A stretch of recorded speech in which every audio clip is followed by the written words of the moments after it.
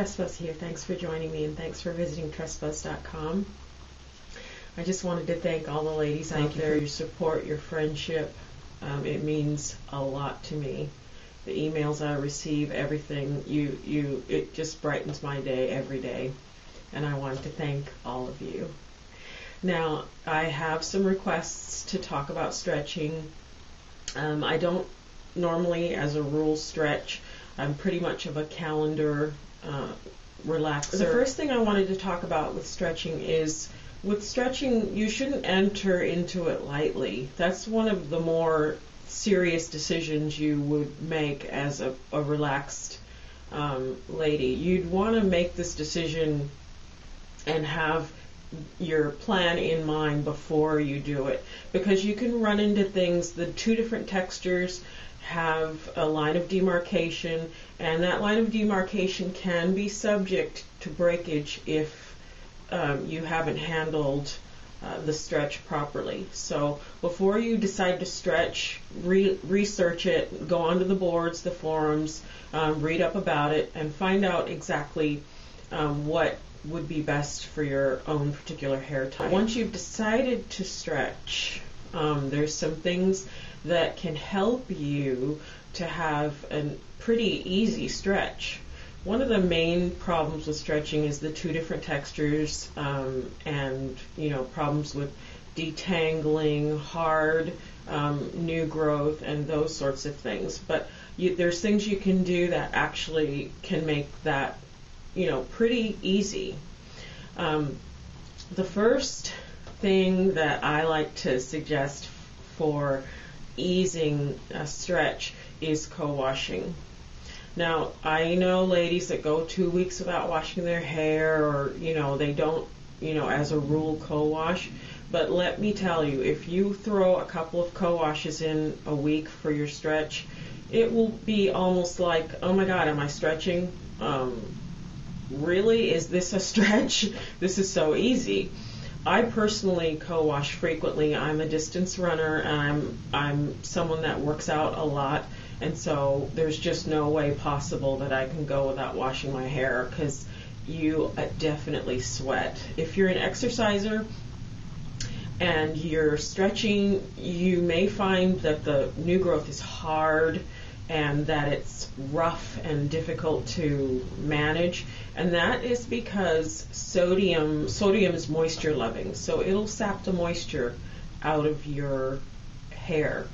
So if you're finding that you exercise a lot and your new growth is hard or crunchy or has that texture, you might want to look into doing more frequent co-washing. But in general, if you are stretching and you're stretching for a long time, you definitely want to throw some co-washes in there. It makes the new growth soft, supple. It makes it separated, airy, moisturized. It just does so many things to keep it clean and nice and easier to detangle. For me, as far as co-washing, as I said, I do it frequently. The co-wash that I really like during a stretch, because it doesn't have any protein, because protein can make your hair hard, and it can really make new growth hard, because new growth is not protein deficient generally. New growth is generally loaded, the cortex is loaded with natural proteins, and so there's really no need to be loading a bunch of proteins in there. In fact, that can make your new growth really hard. So you might want to read your labels and see just how much proteins you're getting. I have an article on hidden proteins on Tressbuzz.com in the blogs, so just go ahead and look at that, and so you can check your bottles for all of the different proteins that you're getting. But for my new growth frequent co-wash, I love this Suave Green Apple. It's light, so it's not something that's weighing the hair down. It smells amazing. It smells so good. I mean, you just get in the shower and it's definitely aromatherapy. You can use it frequently. It's very gentle. There's as I said, no proteins in it, and it just is a nice light moisturizer. Another thing that it helps with, as I stated, was detangling, because sometimes you'll find that the new growth has a different pressure that you need to use in order to get through it. And so you're getting through that new growth, and then you've got this area where it's like a demarcation. So when you co-wash frequently, you actually find that your new growth is really moisturized and much easier to detangle. Another trick that really works well with stretching as far as the detangling process is to add back in a little of the conditioner after you're done washing or co-washing.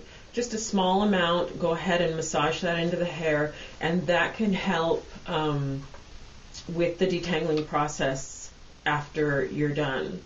You also want to pretty much do your leave-ins, your moisturizer, your sealing in shower. You want to do that while the hair is basically dripping wet, because then you are sealing in the maximum amount of moisture into the shaft. Now, my second tip as far as stretching goes is and one thing that I do it every week, and it helps immensely, is an oil pre-poo. A pre-poo is a pre-shampoo treatment that you would then just go ahead and shampoo out and condition as normal. Now, for my oil pre-poo, I just use straight oil. It works very well. What I do is I go ahead and place the oil into my hair in sections, make sure and saturate it, and then I'm going to go ahead and put on a conditioner cap, and I'll tie that down with a do-rag, and then go ahead and put like a winter hat over that so that it retains heat. I know that that must look pretty, right? As far as oil, I've used everything. As I said. This good old Kroger vegetable oil, soybean oil, canola oil. I've used them all, and they all work. They work very well. Your new growth is moisturized and, much more supple and easy to detangle. When you're stretching, you might want to consider looking into getting a moisturizing shampoo. So if you're normally using a clarifier for your later part of your stretch, you might consider going to a moisturizing shampoo such as the Pantene Moisture line, or one of those that say moisturizing, so that your shampoo itself is actually adding back some moisture as well. Another tip is to go ahead and make sure that you're cutting back on product. The new growth, if you have too much product loaded in there, you're going to find that you definitely have bunched hairs knotting together, hairs that are sort of almost matted or glued together, and that is a function of having too much product in the hair. So you definitely want to cut back on product. For the air dries with a lot of new growth, I find the very best method is to air dry in a firm ponytail. So you just would firmly have a ponytail, do a bantu in the back, or go ahead and do a figure 8 and do that for the first hour at least of your air dry. That way the roots are pulled firmly and they're drying in a more straight pattern. If you have short hair, you definitely want to air dry under a really firm cap or do-rag, stocking cap. That you can get those. You can make one out of nylons. It's not hard. That way your first hour of the air dry is really laying that new growth down. As far as styling during an extended stretch, you pretty much want to learn to be friends with a lot of updos, because you're going to find that you're doing a lot more updos. So you might want to go on YouTube and search out some updos, some cute things that you can learn to do. that are quick and easy. That way you're not fussing with some kind of style that is supposed to be hanging down and straight, and your new growth isn't cooperating with you. If you can master some updos, then you have things that are quick and ready to go as you need it. It eliminates the need to have to do what some ladies do, which is they are using flat irons on their new growth, those edge sticks on their new growth, using a hot blow dryer on your new growth. Not a big fan of that, and the reason why is because the line of demarcation, there is no way possible to avoid possible heat damage on the relaxed area, and that is subjecting you to possible breakage. So I just don't mess with any of that.